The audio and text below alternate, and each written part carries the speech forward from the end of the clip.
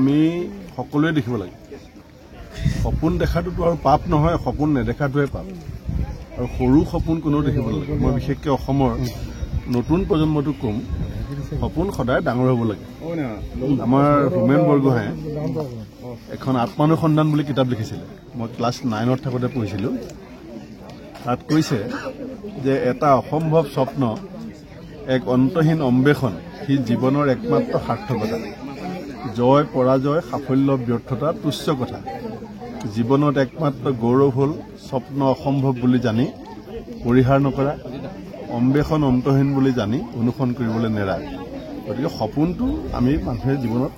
প্ৰথমতে দেখিব লাগে তাৰ পাছত সপোনৰ ওপৰত বিশ্বাস ৰাখিব লাগে আৰু সপোন বাস্তৱিত কৰিবৰ কাৰণে নিখুঁত পৰিকল্পনা কৰিব লাগে সেইটো আমাৰ মানৱ জীৱনৰ এটা ধৰ্ম মইতো আৰু এই তুলিৰাম ৰঙাঙৰ নিচিনা ঘৰ বনাম বুলিতো সপোন দেখা নাই 200 কোটি টকা দি বা কাজিৰঙাত আমাৰ ৰিচৰ্ট বনাই পেলাই পীযুষ হাজৰিকাক খানা খুৱাম বুলিতো সপোন দেখা নাই অসমীয়া জাতিক নিজৰ দেশ মাতৃক উৎসৰ্গিত মনোভাৱেৰে সেৱা কৰাৰ এটা সপোন সৰু পাছ সুযোগ পালে কৰিম সুযোগ নাপালে যেনেকৈ কৰি আছো তেনেকৈ কৰিম দিবা স্বপ্ন বুলি কৈছে যে আপোনাৰ এইটো মানে দিবা স্বপ্ন কেনেকৈ হ'ল আপুনি নাজানো কিন্তু সপোন দেখাটো একো বেয়া কথা নহয় সপোন থাকিব লাগে আৰু সেইকাৰণে কয় যে আমাৰ ফ্ৰেন্সিছ বেকনেও কৈছে নেজানে এইবিলাক বহুত মানুহে নপঢ়ে ফ্ৰেন্সিছ বেকনে কৈছে যে to accomplish a great thing you must not only act but also' plan not only dream but also' believe যাৰ সপোনৰ ওপৰত বিশ্বাস আছে আৰু সপোন বাস্তৱিত কৰিব পৰা পৰিকল্পনা আছে সেই সপোন দেখিব লাগে কিন্তু আপোনাৰ সপোন দেখাত তেওঁৰ আপত্তি কিয়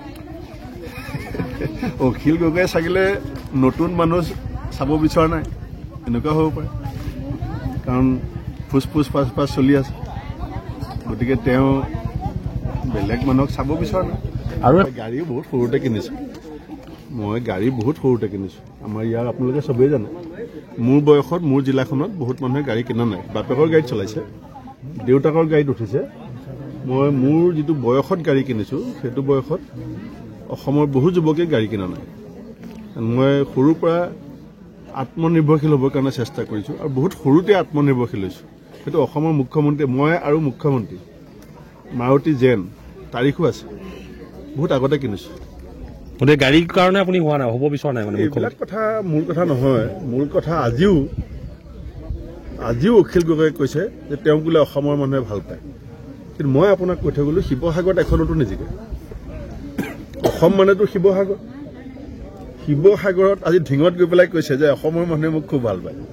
আজি মই কৈ থৈ গ'লো শিৱসাগৰত মই গৈ আহিছোঁ শিৱসাগৰলৈ মই তেওঁক সন্মান জনাই কেম্পেইনিঙো নকৰিলোঁ বেলেগৰ এই ভোট কি বুলি কয় প্ৰেচাৰ হৈ পেলাই ঘূৰি ফুৰিছে শিৱসাগৰত এখনো নিজিকে বিহপুৰীয়া আমি জিকিম বিহপুৰীয়া আমি 100% জিকিম অখিল গগৈয়ে প্ৰাৰ্থী দিছে এইটো জিকিম এবাৰ এই বুথটো মই বহুত দিনৰ পৰা ভোট দি আহিছোঁ এই বুথত যিদিনা মই জিকো সেইদিনা আমি বিহপুৰীয়া সমষ্টিত জিকো আৰু এই বুথত যিদিনা হাৰো অসমতো হাৰো বিহপুৰীয়াতো হাৰো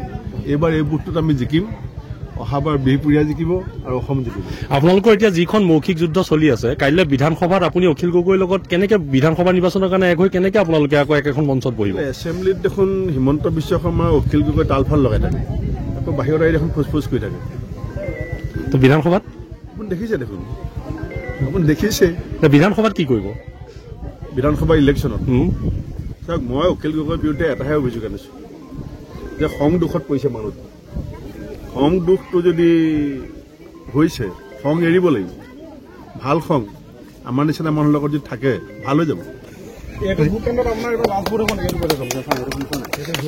এইটো ভোট কেন্দ্ৰত মই আপোনাক কৈছোঁৱেই আপোনালোকতো চব আমাৰ ইয়াৰ লোকেল সাংবাদিক চবেই জানে এইটোত যিদিনাখন কংগ্ৰেছ জিকে সেইদিনাখন অসমত কংগ্ৰেছ জিকে আপোনাৰ লাষ্ট ভোট হ'ব আৰু এইটো সমষ্টিটো সলনি কৰিম বুলি ভাবিছোঁ দলে পাৰ্মিশ্যন দিয়ে হয় মানে এইটো ভোট কেন্দ্ৰত